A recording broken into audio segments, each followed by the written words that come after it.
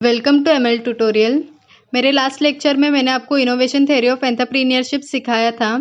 अगर आपने वो वीडियो अभी तक नहीं देखा है तो पहले उस वीडियो को देख लीजिए। आज के लेक्चर में हम कवर करेंगे sources and methods of business ideas, steps involve in product development, steps involve in creating entrepreneurial venture and last में हम लोग पढ़ेंगे एंटरप्रेन्योरशिप डेवलपमेंट साइकिल्स। अगर आप मेरे चैनल पे नए हो तो मेरे चैनल को सब्सक्राइब ज़रूर करें। चलिए स्टार्ट करते हैं। कोई भी नया प्रोडक्ट डेवलप होने से पहले उस पर्टिकुलर प्रोडक्ट की आइडिया जनरेट होती है। उसके बाद एंटरप्रेन्योर उस आइडिया को प्रोडक्ट में कन्वर्ट करता है।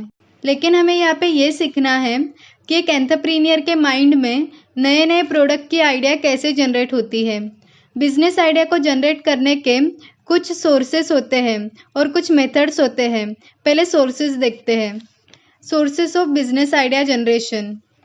फर्स्ट है कस्टमर।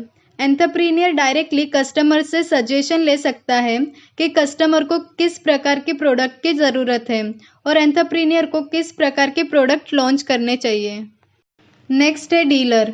बिजनेस आइडिया जनरेशन में डीलर भी इंफॉर्मेशन का एक अच्छा सोर्स है। डीलर कस्टमर से वैल्यूएबल फीडबैक लेता है और उसे एंटरप्रेन्योर को देता है। इस फीडबैक से एंटरप्रेन्योर को हिंट मिलती है कि कस्टमर की रिक्वायरमेंट क्या है और कस्टमर को किस प्रकार के प्रोडक्ट की ज़रूरत है। नेक्स्ट है कंपटीशन। एंटरप्रेन्योर अपने कॉम्पिटिटर के प्रोडक्ट को ऑब्जर्व करके भी एक नया प्रोडक्ट डेवलप कर सकता है। नेक्स्ट है रिसर्च एंड डेवलपमेंट। रिसर्च भी एंटरप्रेन्योर को आइडिया जनरेट करने में हेल्प करती है। रिसर्च से जो भी डेटा मिलता है उस डेटा को एनालाइज करके एंटरप्रेन्योर आइडिया जनरेट कर सकता है। तो ये थे कुछ सोर्सेस। अब देखते हैं आइडिया जनरेट करने के कौन कौन से मेथड्स हैं। Methods of business idea generation. First है ब्रेनस्टॉर्मिंग। इस मेथड में 5 या 6 लोगों का एक ग्रुप बनाया जाता है। इस ग्रुप के मेंबर अलग अलग डिपार्टमेंट से या अलग अलग लेवल के एक्सपीरियंस वाले पर्सन हो सकते हैं।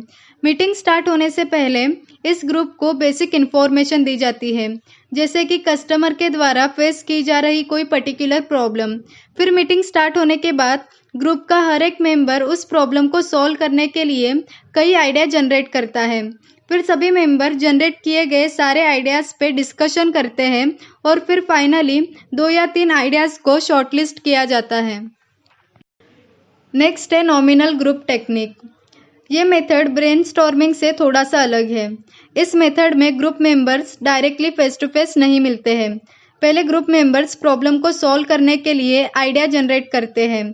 फिर उनकी फेस टू फेस मीटिंग होती है और जनरेट किए गए आइडियाज़ पे डिस्कशन और डिबेट होता है और फिर फाइनली बेस्ट आइडिया को सिलेक्ट किया जाता है।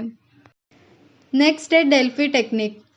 इस मेथड में ग्रुप मेंबर्स अलग अलग शहरों से या अलग अलग देशों से होते हैं, इसलिए इस मेथड में मीटिंग वीडियो कॉन्फ्रेंस के द्वारा होती है।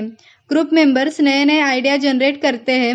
फिर वीडियो कॉन्फ्रेंस के द्वारा सभी आइडियाज़ पे डिस्कशन और डिबेट होती है और फिर बेस्ट आइडिया को सिलेक्ट किया जाता है। नेक्स्ट है ब्रेन राइटिंग।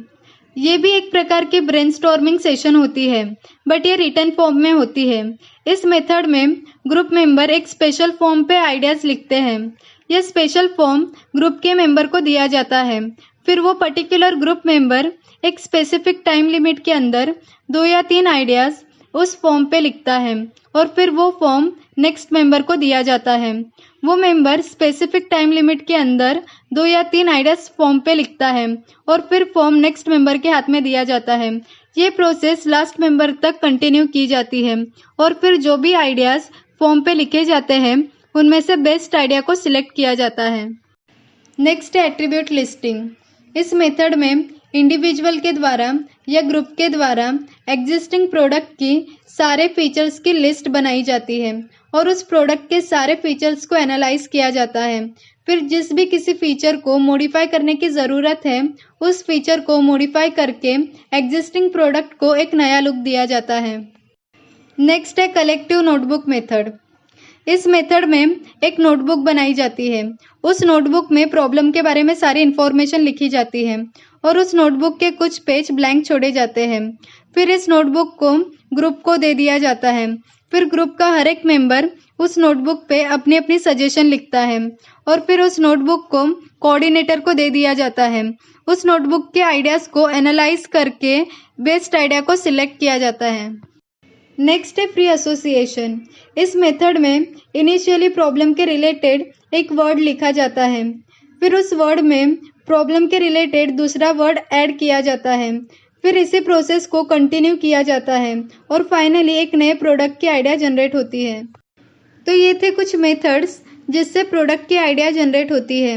हमारा नेक्स्ट क्वेश्चन है steps involve in development of product.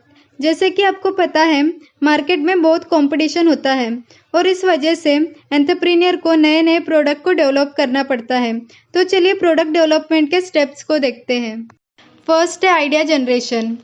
Product development की शुरुआत आइडिया जनरेशन से होती है। हमने अभी जो भी मेथड्स डिस्कस किए थे उस मेथड के हेल्प से एंटरप्रेन्योर आइडिया जनरेट करता है। नेक्स्ट है एनालाइजिंग द आइडियाज़। इस स्टेप में एंटरप्रेन्योर आइडियाज़ को एनालाइज करता है। एंटरप्रेन्योर अपने पास अवेलेबल सारे आइडियाज़ का कॉस्ट बेनिफिट एनालिसिस करता है। आइडियाज़ के सारे कॉस्ट एंड बेनिफिट के बारे में वो डीपली स्टडी करता है। नेक्स्ट है शॉर्ट लिस्टिंग आइडिया। इस स्टेप में एंटरप्रेन्योर अपने एनालिसिस के आधार पे 2 या 3 आइडियाज़ को फाइनलाइज करता है। एंटरप्रेन्योर ऐसे आइडियाज़ को फाइनलाइज करता है जो कम से कम कॉस्ट में ज़्यादा से ज़्यादा बेनिफिट दे सके। नेक्स्ट है इन्वेस्टिगेशन। इस स्टेप में एंटरप्रेन्योर शॉर्टलिस्टिंग किए गए सारे आइडियाज़ के बारे में डिटेल इन्वेस्टिगेशन करता है। इन्वेस्टिगेशन करने के लिए एंटरप्रेन्योर कस्टमर सर्वे या डीलर सर्वे कर सकता है। कस्टमर सर्वे करने से एंटरप्रेन्योर को ये जानकारी मिलती है कि कस्टमर उसके प्रोडक्ट के प्रति कैसी प्रतिक्रिया दे रहे हैं। नेक्स्ट है सिलेक्शन ऑफ बेस्ट आइडिया। इस स्टेप में इन्वेस्टिगेशन के आधार पे एक बेस्ट आइडिया को सिलेक्ट किया जाता है। एंटरप्रेन्योर ऐसे आइडिया को सिलेक्ट करता है जिसकी कस्टमर को सबसे ज़्यादा ज़रूरत हो और जो मिनिमम कॉस्ट में मैक्सिमम बेनिफिट दे सके। नेक्स्ट है प्रोडक्ट डेवलपमेंट। इस स्टेप में एंटरप्रेन्योर प्रोडक्ट डेवलपमेंट के नेसेसरी रिसोर्सेज को अरेंज करता है और अपने प्रोडक्शन टीम को प्रोडक्ट डेवलपमेंट के बारे में डायरेक्शन देता है जिससे कि प्रोडक्ट कस्टमर के एक्सपेक्टेशन के अकॉर्डिंग ही डेवलप हो सके। नेक्स्ट है टेस्ट मार्केटिंग। इस स्टेप में एंटरप्रेन्योर अपने नए प्रोडक्ट को एक स्मॉल मार्केट एरिया में लॉन्च करता है ताकि वो अपने प्रोडक्ट के प्रति कस्टमर की रिएक्शन जान सके। नेक्स्ट है कमर्शियलाइजेशन।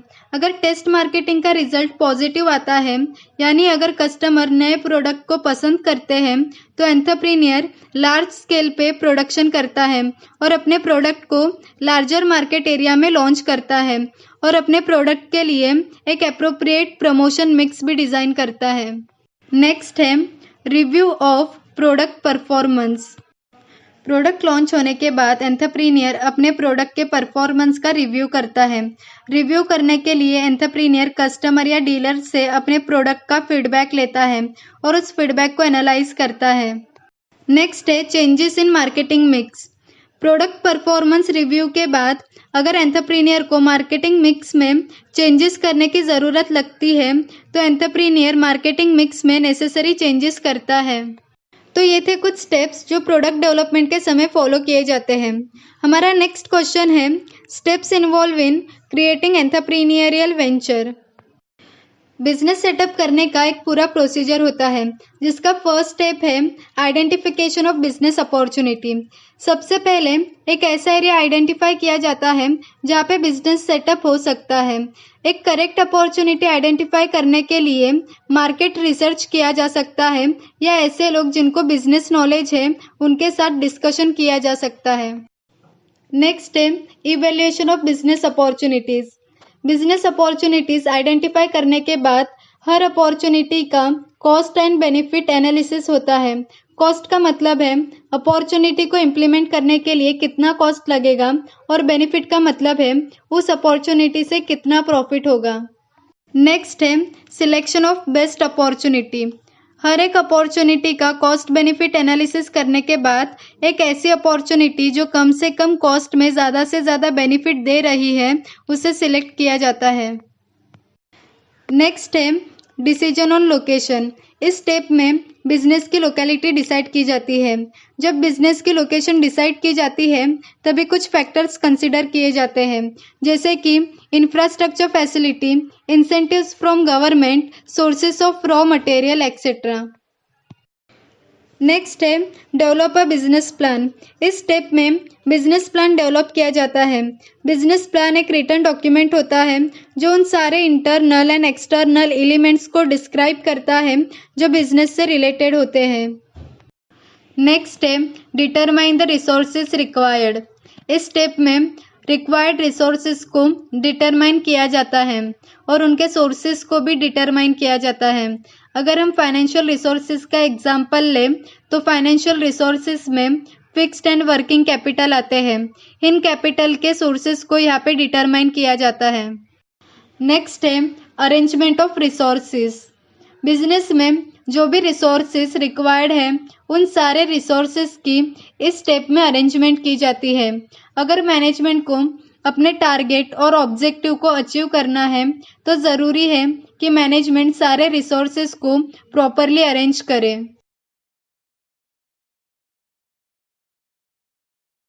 नेक्स्ट है allocation of resources. Necessary resources को अरेंज करने के बाद ज़रूरी है कि अवेलेबल रिसोर्सेज को प्रॉपरली अलोकेट किया जाए ताकि मिनिमम वेस्ट हो और मैक्सिमम प्रोडक्टिविटी हो। इस स्टेप में नेक्स्ट है इम्प्लीमेंटेशन। अवेलेबल रिसोर्सेज को अलोकेट करने के बाद नेक्स्ट स्टेप आता है इम्प्लीमेंटेशन ऑफ स्ट्रेटजी और बिजनेस प्लान। इस स्टेप में बिजनेस के प्लान को इम्प्लीमेंट किया जाता है। अपने एम्प्लॉयज़ को गाइडेंस देना या उन्हें मोटिवेट करना, ऐसे काम इस स्टेप में किए जाते हैं। नेक्स्ट है पीरियोडिक रिव्यू। एंटरप्रेन्योर अपने बिजनेस के परफॉर्मेंस को पीरियोडिकली रिव्यू करता है। बिजनेस के एक्चुअल परफॉर्मेंस को अपने प्लानिंग के साथ कंपेयर करता है। अगर कोई वेरिएशन निकलता है तो उसे करेक्ट करने के लिए एंटरप्रेन्योर नेसेसरी स्टेप उठाता है। तो ये था बिजनेस वेंचर क्रिएट करने का पूरा प्रोसीजर। आई होप आपको सब कुछ समझ में आ गया होगा। हमारा नेक्स्ट क्वेश्चन है एंटरप्रेन्योरशिप डेवलपमेंट साइकिल। जैसे हमारे लाइफ में अलग अलग स्टेज होते हैं वैसे ही बिजनेस के भी अलग अलग स्टेज होते हैं। बिजनेस के सारे स्टेज हम आज इस लेक्चर में पढ़ने वाले हैं। सबसे पहला स्टेज है सीड स्टेज। जैसे एक सीड से प्लांट बनता है वैसे ही बिजनेस आइडिया से बिजनेस सेटअप होता है। इस स्टेज में बिजनेस एंटरप्राइज एक आइडिया के रूप में एंटरप्रेन्योर के माइंड में होता है। इस स्टेज में एंटरप्रेन्योर अपने माइंड में ही बिजनेस रिलेटेड सारे बेनिफिट और प्रॉब्लम को एनालाइज करता है। इस स्टेज में बिजनेस एंटरप्राइज सिर्फ नेक्स्ट है स्टार्टअप स्टेज। इस स्टेज में एंटरप्रेन्योर अपने माइंड में चल रहे बिजनेस आइडिया को रियलिटी का रूप देता है। इस स्टेज में एंटरप्रेन्योर एक्चुअल में अपना एक बिजनेस स्टार्ट करता है और उसे ऑपरेट करता है। नेक्स्ट है ग्रोथ स्टेज।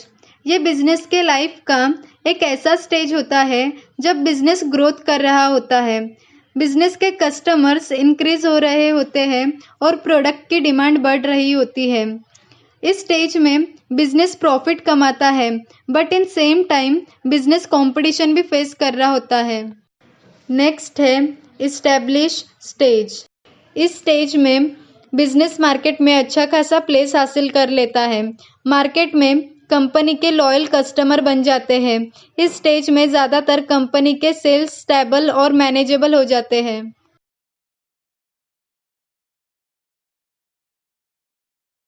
नेक्स्ट है एक्सपांशन स्टेज। बिजनेस का ये एक ऐसा स्टेज है जहाँ पे बिजनेस अपने करंट मार्केट में अच्छे पोजीशन पे होता है और एंटरप्रेन्योर बिजनेस एक्सपांशन के बारे में सोच रहा होता है। इस स्टेज में एंटरप्रेन्योर अपने एग्जिस्टिंग मार्केट के साथ साथ एक नए मार्केट में।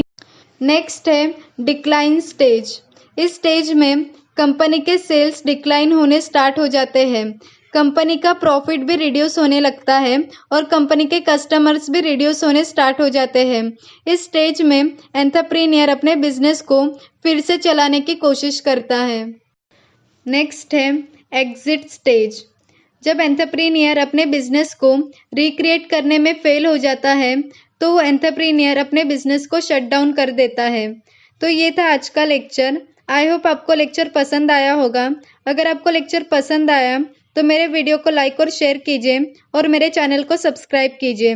मिलते हैं नए वीडियो में नए टॉपिक के साथ। Thanks for watching my video.